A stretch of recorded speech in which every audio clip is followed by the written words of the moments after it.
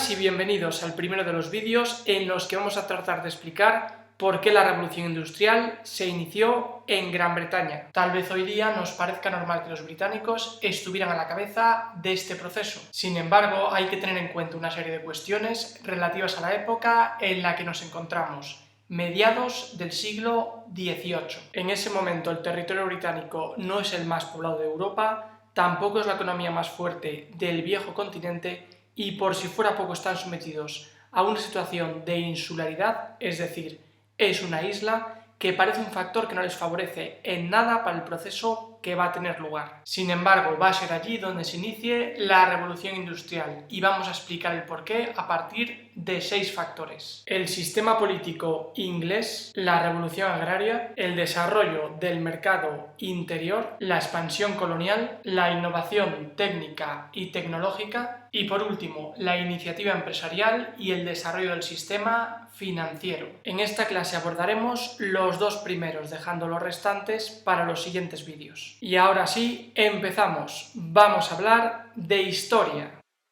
El factor político. Este primer factor de la revolución industrial tiene que ver con el establecimiento de una serie de gobiernos de carácter liberal en Inglaterra, cuya política era secundada por un parlamento que aprobaba leyes que favorecían a la burguesía industrial y comercial, pues al fin y al cabo buena parte de los representantes políticos de la época pertenecían a ese grupo. Todo esto fue posible por las revoluciones inglesas del siglo XVII, tras las que el parlamento se hizo con el poder al certificarse el fracaso de la monarquía absoluta. Y como acabamos de indicar, ese parlamento compuesto en gran medida por miembros de la alta burguesía va a velar por los intereses de ese grupo. Y la buena marcha de sus negocios va a ser decisiva en el crecimiento económico del país. La revolución agraria. El segundo factor que permite entender la revolución industrial británica es la revolución agraria, y hay que tener en cuenta que estamos hablando de un proceso que es anterior y al mismo tiempo simultáneo, pues las mejoras en el campo de la agricultura se iniciaron en el segundo tercio del siglo XVIII, mientras que la revolución industrial comenzó en la segunda mitad de esa centuria. Pues bien, vamos a tratar de entender ahora por qué este fenómeno que es anterior y al mismo tiempo simultáneo fue decisivo en la industrialización de Gran Bretaña.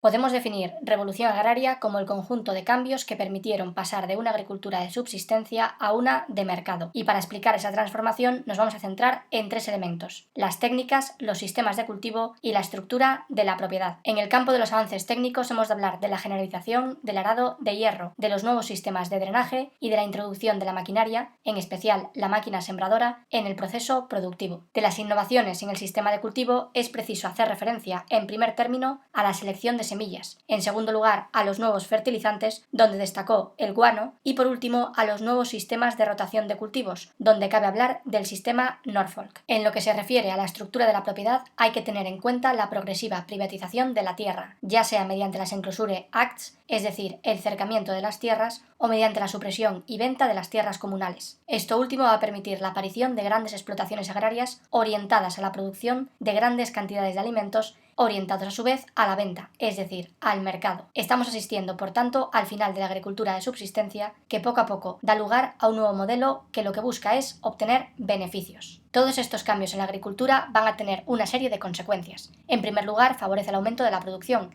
ya que a mayor producción agraria, mayor número de personas se pueden alimentar y, por supuesto, se alimentan mejor. Se terminan así, por tanto, las hambrunas crónicas. A esto hemos de añadir que la privatización de las tierras de cultivo y de los bienes comunales va a dejar sin medios a buena parte de la población rural, que se va a desplazar a las ciudades en busca de trabajo. Se van a convertir así en mano de obra para la naciente industria urbana. Y en la línea de lo indicado anteriormente, la búsqueda de una mayor cantidad de producción va a llevar también a la roturación, la puesta en cultivo de más hectáreas y también al perfeccionamiento de los instrumentos de labranza, con el fin de buscar una mayor eficacia en el trabajo agrario. Y como estos eran mayoritariamente de metal, se va a ver beneficiado uno de los sectores claves de la industrialización, la metalurgia. Por último, otra consecuencia fue la introducción en Gran Bretaña de productos que provenían de otros continentes, como fue el caso del algodón o la patata.